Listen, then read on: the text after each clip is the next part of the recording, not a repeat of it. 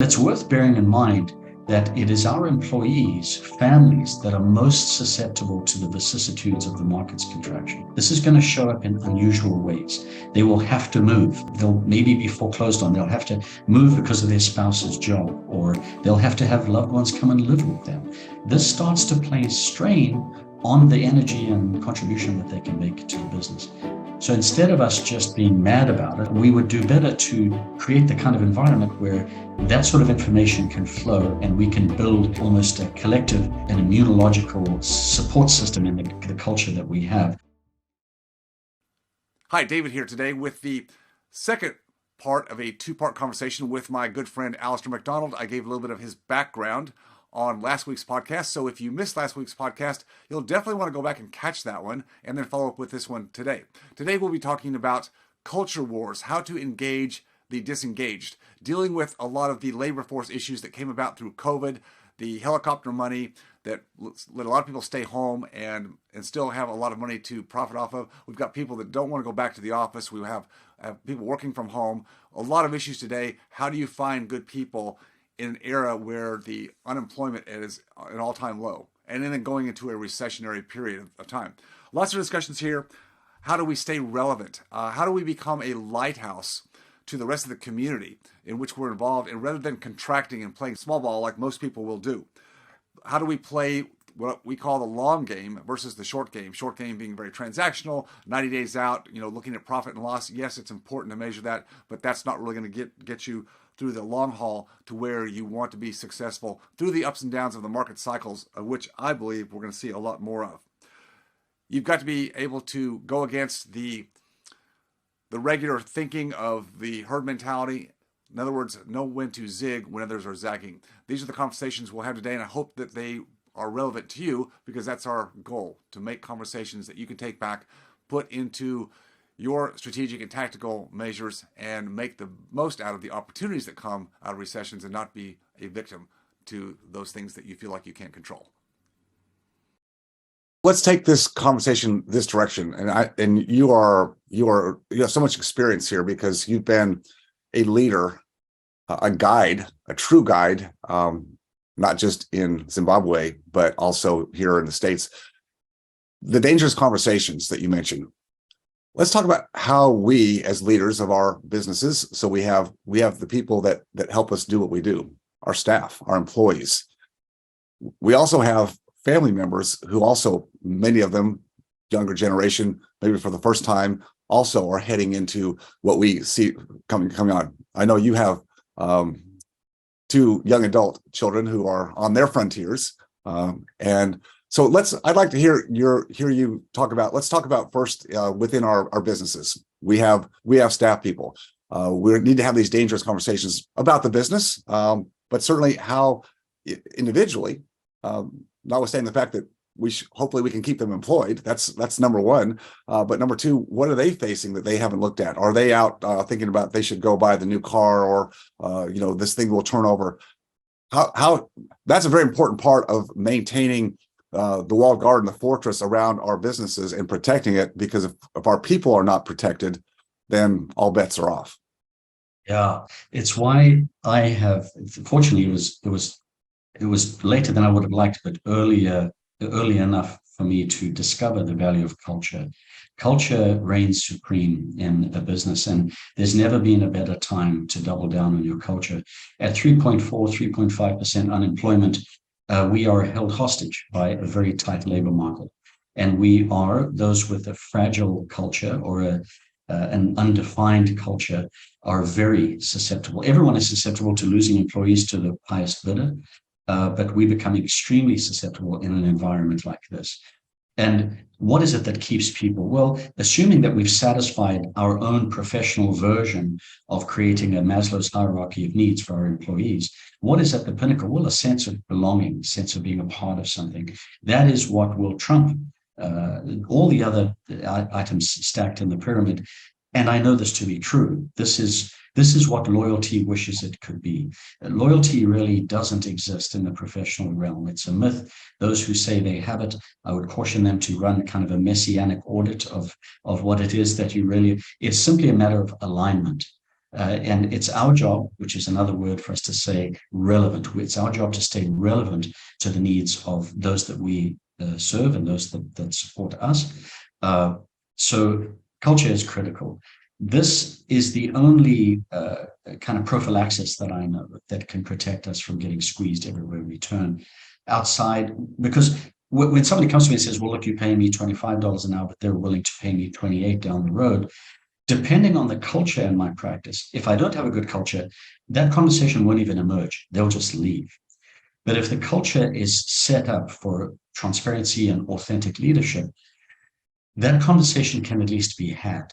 And I'll have an opportunity to say to them, probably the most valuable thing that I could do, which is simply the question of, do you ever wonder why they have to pay that? Mm-hmm. To allow that question to really detonate in an employee's mind is, amongst your finest employees, the most valuable thing you can give them. If individuals think that they can buy loyalty, it's not loyalty. And we'll discover the other side of that if we find ourselves having to get into bidding wars. Just that question. You ever wonder why they have to do that? It's the same when a patient or a consumer comes to you and says, yes, but Jim down the road will do it for less. The same question. Do you ever wonder why he has to do that? Right. I think these are important questions. So culture is critical. Seeing to it that we're connected to the needs of our employees, which is for some generationally hard to concede. If those are the older school are like, no, your job is to come to work and leave your stuff at the door and all the rest. And these just generational shifts. I certainly have my own philosophies here, but it's worth bearing in mind that it is our employees, families that are most susceptible to the vicissitudes of the market's contraction. This is going to show up in unusual ways. They will have to move. They'll maybe be foreclosed on. They'll have to move because of their spouse's job, or they'll have to have loved ones come and live with them. This starts to place strain on the energy and contribution that they can make to the business. So instead of us just being mad about it or trying to put a line item in our operations manual to protect us from it, which never works, the reality finds a way of leaking in. We would do better to create the kind of environment where that sort of information can flow and we can build almost a collective, an immunological support system in the culture that we have. Because we want to be an environment that nurtures and supports people's well-being, and not just those that give us money, which is our patients, but to do the same for our team, who are, of course, the vectors of our magic into the marketplace. Knowing that they will be facing these difficult times, we get to be a mentor, a support, an ear. This brings up another piece. It is worth it at all times, but never more so than now, for those in our communities of your community and my own to really encourage them to start thinking now about how they are going to handle loved ones and employees' loved ones falling upon the hard times. This means, what are your personal rules for taking care of family members? What's the difference between a bailout and a gift? What is a loan and what is a gift? What is temporary and what is permanent? What is the nature of how we show up? We tend to just think about money. There's many other ways that we can oftentimes help individuals, including with leadership and powerful questions and provocations, which is the most beautiful weapon we have for them to go out and solve their own problems, but doing so with your wisdom and contribution. Now is the time for us to have those rules so that we don't find ourselves 18 months in and we're now supporting 4 family members and we really are bitter about 2 of them, whatever the case might be. So we need to have our own rules. I completely agree. Have those ready in place. How do we initiate conversations with our team before we even get there to where they are dealing with some of the personal issues, which will come up, as you said, doubling up or having their property tax and insurance payment go up. So now they're coming in and say, I need more money, which has been very common this last year, or gas costs more money. All these different things will happen. Do we in our culture, should these be conversations that we are having as leaders right now, even before the first symptoms start to appear, or do we wait until they appear and then gather the troops and talk about it? What's the best way to handle this? I think it's our responsibility, not just an opportunity, but our responsibility to report from the field. Even in my own community, the sovereigns, I'll show up with my kind of weekly field notes. These are things that I'm seeing and observing that are worth reflecting on and looking out for. And this is just a kind of vestigial bump of something I've been doing with my team with weekly huddles. And I will speak about the dangers and what I'm observing in other industries, for example. Hey, anybody notice that restaurant X shut down? To start pointing to these things for a couple of reasons. One is to activate their reticular cortex, make them aware of the broader world at large. But there's also a surreptitious kind of Trojan horse value here, which is the opportunity to then end that huddle with how grateful I am to be in this industry, specifically in this practice. We can point to the dangers out there, but when we pull the drawbridge up, as we do for every morning huddle, we are safe and our loved ones are safe. This is a beautiful gift, and it is a gift for ourselves, but also for our team, who sometimes will be tempted by the hot money of other industries or what have you to pursue it right at the wrong time. Right at the wrong time. I think this is an important thing to speak about it and open it up. Who else is observing this? How are you guys doing? Who's noticing anything in their extended friends and family? Those conversations activate a heightened level of awareness that brings gratitude and presence, and I'm telling you right now, improves performance and engagement of your team for all the right reasons. I think that's critical. Any particular clients that you're working with right now who are navigating some of the elements of a potential recession, but doing it well, getting out in front of it, making some changes? Anything that comes to mind as examples? Yes. Of course, anybody foolish enough to work with me has probably been preparing for some time. So there's been two bigger shifts without being too revelatory, but the two aspects. The one is the elimination of excess, which began, a year ago. So cleaning up our personal P&L, so to speak, as well as our professional one, but also starting to pay attention to what I really think of as a personal velocity of money. So we know the general measure of velocity of money, how fast a dollar moves through the broader economy from your barber, of course, which I have significant savings in that line item.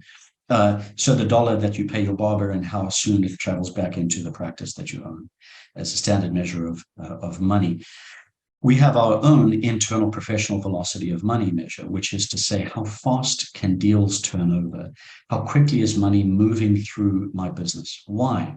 Because as credit continues to contract, and we're getting all the evidence of it that's being well underway, we don't notice it. It takes a while before we notice its effects, and it shows up in domains that we're not necessarily paying attention to.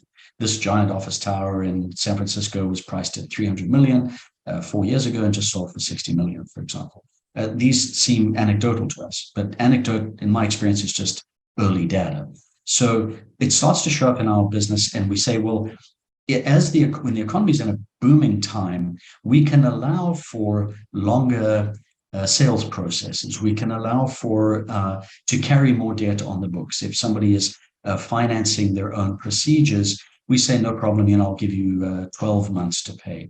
It starts to get risky here. So I'm thinking of one individual in particular, very active in the real estate space. That's where they've made their mark. Instead of holding large inventory, it's essentially sell as soon as we've bought, have buyers standing by before we close. That is very, very impressive to collect. Why? Because we can stop it at any time. If the market dries up, we're ready for it, and the loss is measurable, immediate, and it ends. So I'm maybe speaking too macros. There's too many industries that I'm trying to stitch into one.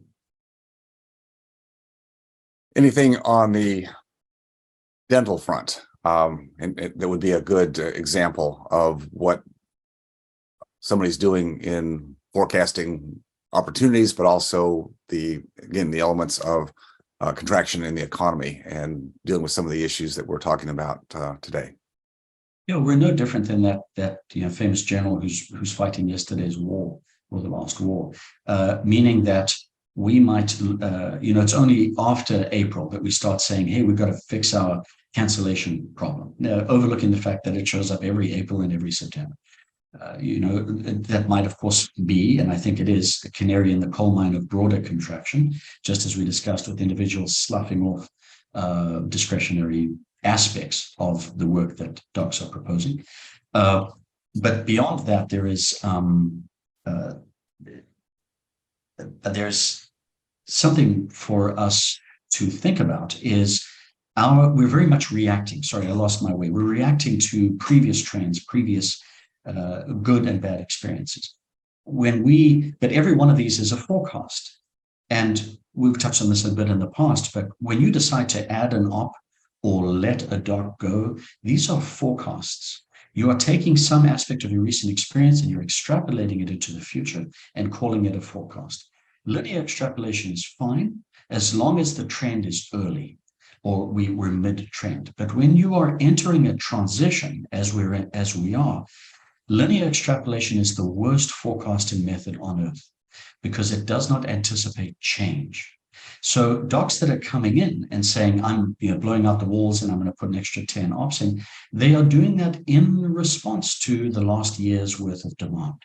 We need to be sure that that data that we're extrapolating from includes earlier data where the outcomes were different.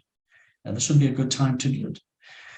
So this is where we find ourselves showing up a little bit too late with the wrong motivations and strategies. Equally, we know we're early in a contraction when individuals are already talking about the opportunities. And I saw this at a real estate conference exactly a year ago. People saying, oh, I'm ready for these bargains are going to start showing up. Well, we're a year in now, and those bargains are looking more bargainish than they did a year ago. So that enthusiasm for opportunity has to be flushed out amongst speculators. We'll know psychologically that we're at the most attractive bottoms because people will say, you're out of your mind. I wouldn't touch it with a 10-foot pole. To that end, I do believe there is a strategic long game opportunity here for docs that really are doing that, playing the long game.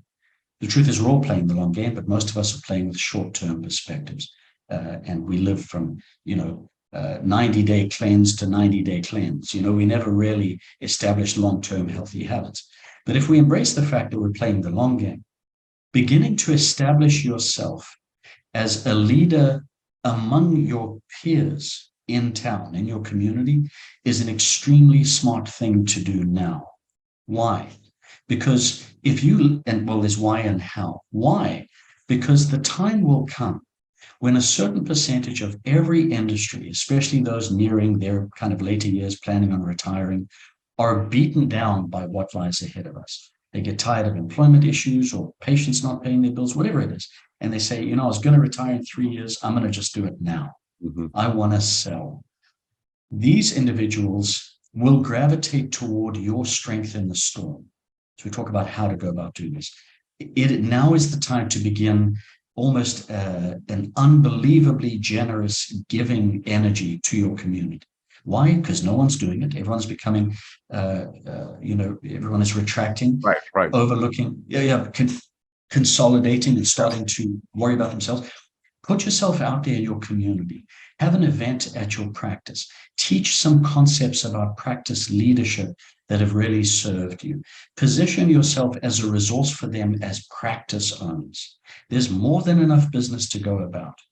Even if you are not enjoying the most flush period of your life, showing up for others will position you as the leader in the storm, the lighthouse when the storm comes. And you will get those opportunities that others are foolishly looking for now in the future. Patients buying files, absorbing practices. Those that have started practice and said, I thought I could do it, but I can't, I timed it wrong. Great, we'll fold you into our enterprise. This is the time. There's a scene in the movie Cinderella Man where Paul Giamatti's character is fantastic, as he always is. And he is the promoter of Russell Crowe's character. And he's there and he's magnanimous and he's cheering for everybody but everyone else is experiencing hard times. And there's a moment, you'll know this, where Russell Crowe goes to his house and he's shocked to discover there's no furniture. he is absolutely barely getting by. I'm not encouraging fraud or being anyone other than you are. Mm-hmm. The difference there is Russell Crowe realized everybody's feeling this, but Paul Giamatti still showed up and still tried to do his work. And I think there's room for us, with maybe a better twist, to do the same. Well, there's examples amongst us right now. And I think one person, if she doesn't mind calling her out in a very positive way, would be Hiru Mather. Yes. Hiru has done this beautifully. She has already begun hosting, and she has been for some time, hosting and welcoming community docs in her community, positioning herself as a resource for their brain damage as practice owners. It is so lonely owning a business. Leadership is lonely. To know that you have a community, especially led by someone as kind and as powerful as Hiru and Sumit, they will see benefits. This is the easiest prediction I could make. Over the next 18 to 36 months, they will be drawing individuals to them and their practices like moths to a flame. So in doing that, sharing resources, being a leader in her community, that portends to not only the other practice owners, the docs, many of them who are, some refer to her, some refer more than others, but it doesn't matter. And the same point in leading, helping those docs lead their tribes, their staff will also, well, Hiru becomes a lighthouse even to their staff. And not that she's trying to steal away anybody. That's not the point here. But just saying, if another practice is losing their focus and those staff members may be looking for another home, it just could happen. Yes. That's again where, as you said, the opportunities come from by being out there. And it's as you said, it's very difficult to do because we tend to think about consolidating, contracting, getting small, playing that small game, right, and just trying to build a fortress. And yet you're going the opposite direction of most other people by being out there and in a very authentic way. Not saying, well, I have it all figured out. Look at me. Not that way at all. It's like, no, we're all figuring this out. But here's what I'm finding, and here's what I'm willing to share. Who wants to join in with me in sharing experiences that we can all perhaps protect ourselves better, our teams, our staff, our families. And by doing that, you're shining a light on you that others will see. And I think that's the illumination of that in a time when everybody else is contracting is becomes so apparent. And again, hard to do, but something that I think makes a lot of sense. And I would encourage other people to think that way because it's so contrarian to what we are seeing out there in the world, in the spaces today. This is the place to be contrarian, right? Is to lead with service. It really is. You know, a clenched fist cannot receive. So if we want to zig while everyone else is zagging, this is the way to do it, to truly lead with service and to eschew and display zero indication of ostentatious success. Zero. The future is very dark for individuals that are posturing. You know, you and I joke about the Lambo crouching guy. Right. Those individuals will be burned in effigy in the fullness of time, both politically and socially and professionally. This is not the time for that. It's the time for humble service and being there as an aid and a support for those in your community with zero expectation of benefit. Why? Because in times of trouble, those who are in crisis are drawn to the capable. And you would have established yourself as the capable lighthouse in your community that is there for them. And what is that worth? That'll pay you for 100 years in all the ways, not even counting money. Beautiful. Well, thank you so much for the conversation, the provocations. I think this will instill a lot of hope for those who maybe feel hopeless right now, because it's not a time to feel that way.